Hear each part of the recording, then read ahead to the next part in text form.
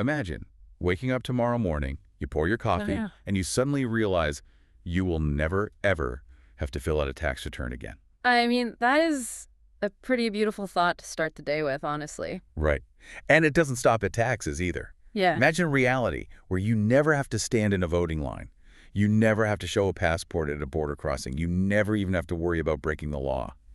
Now, usually when we hear a scenario like that, our minds immediately jump to, like, some kind of dystopian post-apocalyptic movie. Yeah, totally. We assume society has just completely collapsed. The grid is down and there are basically no rules left. Exactly. We picture rusted out cars and people fighting over the last few cans of beans. But in this scenario we are exploring today, it is actually the exact opposite. You aren't skipping taxes and borders because society has collapsed into chaos. You're skipping them because society has finally reached this ultimate, flawless perfection. Welcome to another deep dive. Today we are exploring a radically different vision for the future of humanity, and we are so glad you are here with us to unpack it. We really do have a fascinating and, honestly, quite challenging piece of source material today. We do. It's an essay, and it's dated October 27, 2025. It's by an author named Xu Feng, and the title really lays the entire premise right out on the table for us. It really does. It's called A Civilized Form of Life Without Nations, Governments, or Laws.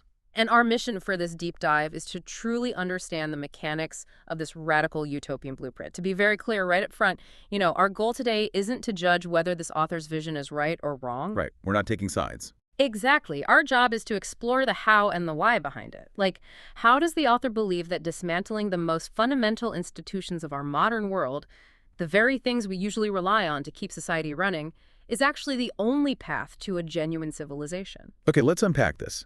Because to understand why the author wants to tear down the world as we know it, we first have to look at the incredibly specific, alternative model they are aiming for.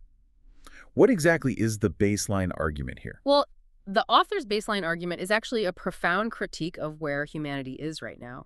Xuefeng argues that humanity hasn't even entered a truly civilized society yet. Wait, really? Not at all. Not at all. Think about everything we currently call civilization, right? Our global trade networks, our intricate legal systems, all our international treaties. These are the big stuff. The author views all of those complex structures not as achievements, but as pre-civilized behavior. They are essentially the crutches of an immature species. Yeah. So to cross the threshold into what Xuefeng considers a genuine civilization, nations, governments, and laws absolutely must disappear. Okay, so if you are listening to this on your commute or, while walking the dog, you might be thinking, well, that is a nice philosophical thought, but it is totally impossible in reality. Sure. But the author is already one step ahead. They don't propose this as just a hazy hypothetical dream. They point to a very specific proof of concept, a model they call the 1,000-year world. Yes, and the scale of this model is critical to understanding the author's mindset here. The text describes this 1,000-year world as a planet existing out in the universe that is 10 times the size of Earth. Okay, 10 times bigger. Right. But the most crucial detail is the population. On this massive planet, there are only nearly 200 million people. Let's do the math on that, because that ratio changes everything about human interaction. Earth currently has over 8 billion people. This hypothetical planet is 10 times larger, but has a fraction of our population. I mean, the population density would be unbelievably low. It sounds like the ultimate interstellar commune. That's a great way to put it. Just virtually infinite space and zero red tape. The text says there are no nations, no governments, no laws, and yet everything operates in perfect order. But does the author think we can actually replicate a cosmic commune here on Earth? What's fascinating here is the author's absolute certainty that this model is viable for us right now. Xuefeng explicitly states that our practice on Earth has confirmed that the model of the 1,000-year world can be fully realized here. Oh, wow. So they think we've already proved it's possible. Yes. This isn't framed as a distant science fiction concept or an unreachable utopia. The author is presenting this as a practical, impending reality. But hold on, we don't exactly have that kind of infinite space here on Earth. If this hyperspacious, perfectly peaceful 1,000-year world is the ultimate goal, what is standing in our way? Well, to answer that, the essay takes a sledgehammer to the most foundational pillar of our current global order, and that is the nation-state. Oh man, this part of the essay is intense. In our day-to-day lives, we usually think of our nations as organic, necessary communities. Right, exactly. You share a culture, a language, a history with your fellow citizens. But Swiffing views nations through a completely different, highly cynical lens. The author argues that a nation is not a natural community at all. Not even a little bit. It is merely a product of the ambition of a small group of people who want to rule and control others. It's just an artificial boundary drawn on a map, entirely disconnected from the actual well-being of the common people living inside it. And to illustrate how these artificial borders literally cost human lives, Shuefeng points to the ongoing conflict in Ukraine. Now, to be clear, we are looking entirely through the lens of the author's philosophy here. We are remaining totally impartial and just reporting their view. Absolutely. We are just conveying the source material. Right. So the argument here is that millions of people are killed, wounded, or displaced, and these tragedies are constantly justified under the banners of protecting the nation or national security. And the essay makes a very poignant, emotional observation about this. Shuefeng notes that every single one of those young lives lost on the battlefield on any side of a conflict was once a mother's beloved child. Precisely. The argument is that the concept of a nation is an artificial construct that literally demands human blood to sustain its borders. This heavy thought. It really is. It pits humanity against itself for the sake of ruling elites. Therefore, the author concludes, a philosophy of one world, one family isn't just a nice slogan.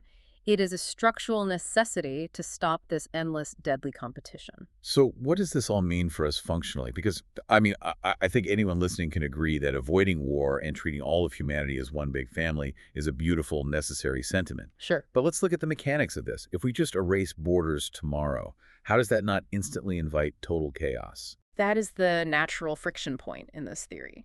Right. Think about a regular family of 5 trying to organize a road trip or just agree on what to have for dinner. It's complicated. It's a nightmare sometimes. Yeah. So who actually manages the logistics of a global family of 8 billion people if there are no countries, no presidents, and no mayors to organize them?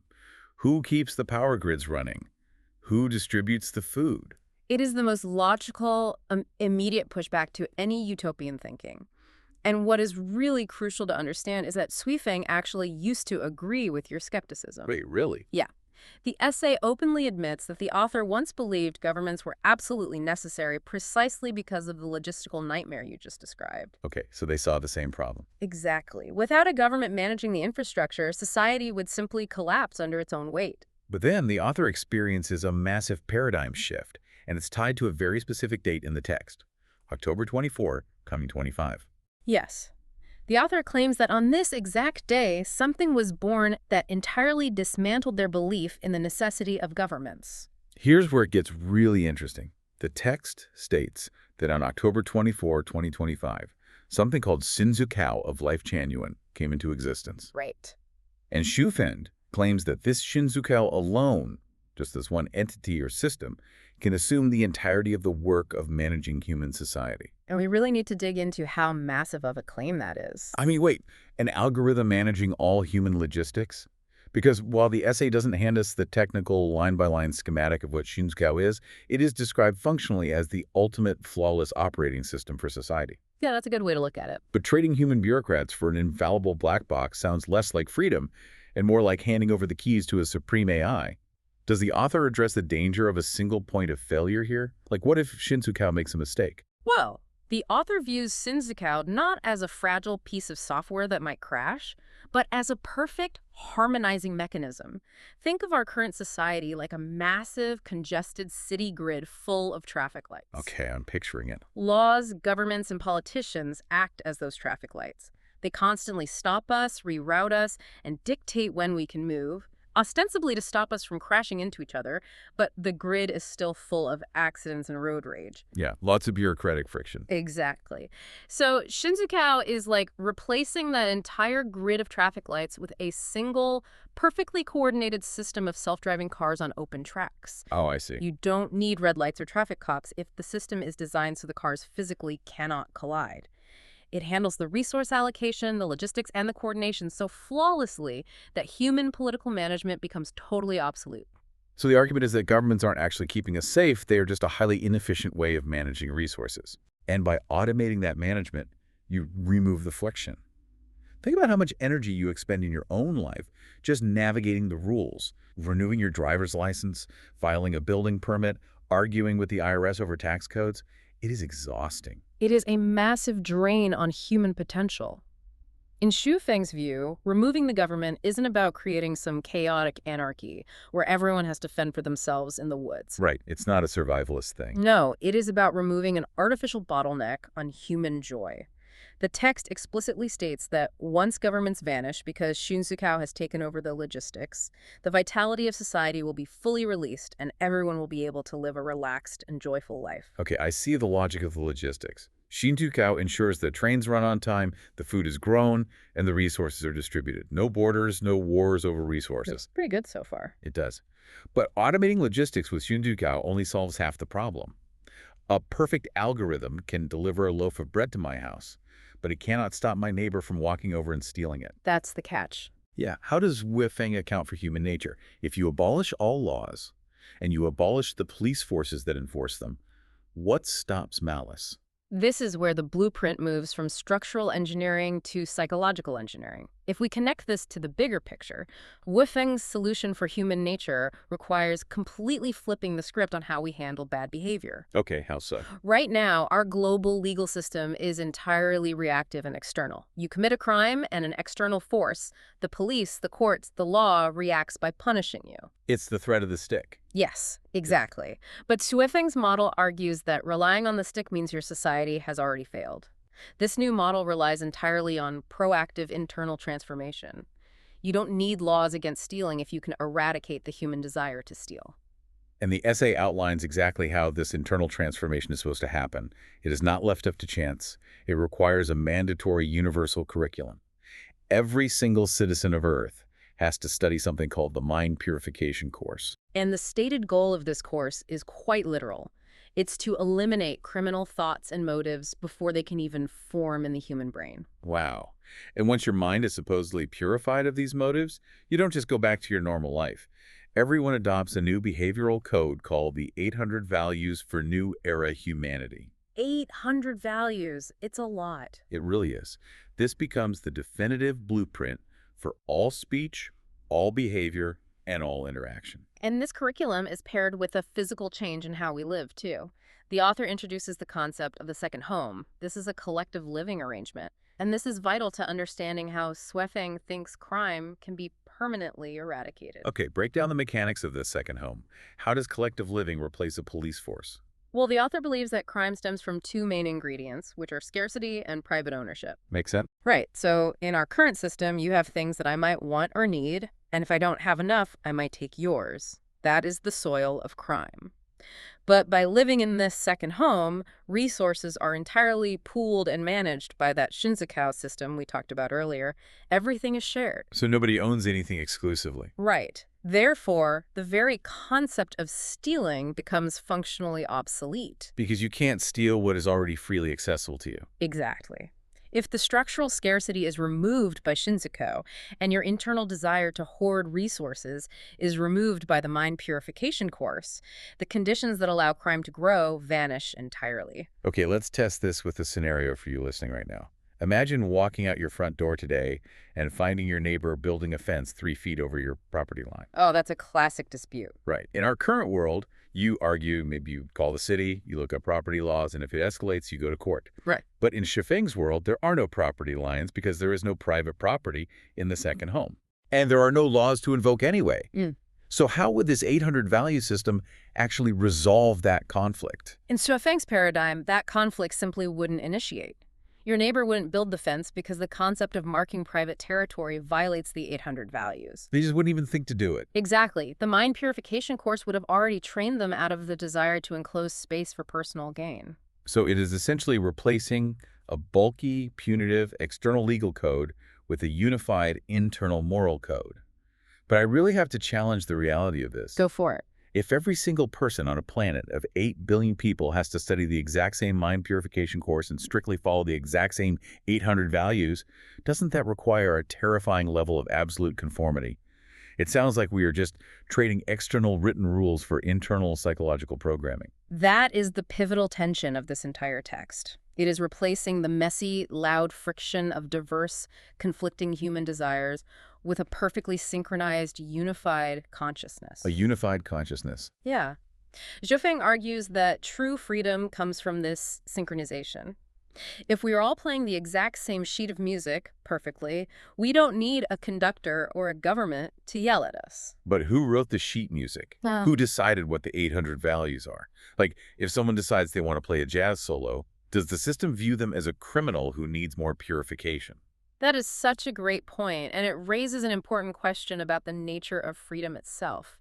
The author presents this unified consciousness as the ultimate liberation from the misery of the pre-civilized world. Right, because nobody is suffering anymore. Exactly. If no one desires to harm anyone else, everyone is free to live joyfully.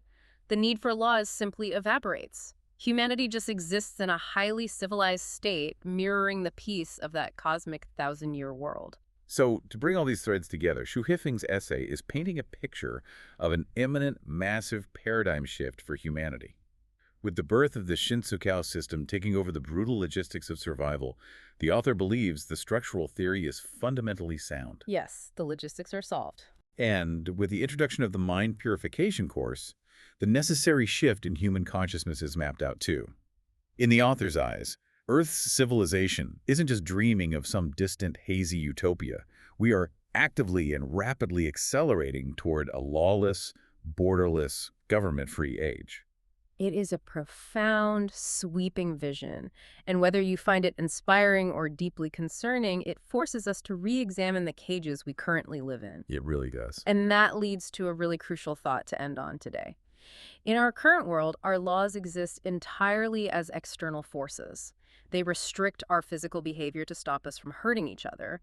But precisely because those laws are external, they leave our inner thoughts completely free. Yeah, that's a huge distinction. Right, you can think whatever you want, you can believe whatever you want, as long as your actions don't break the law. The law doesn't care if you hate your neighbor, as long as you don't actually hit your neighbor. Exactly.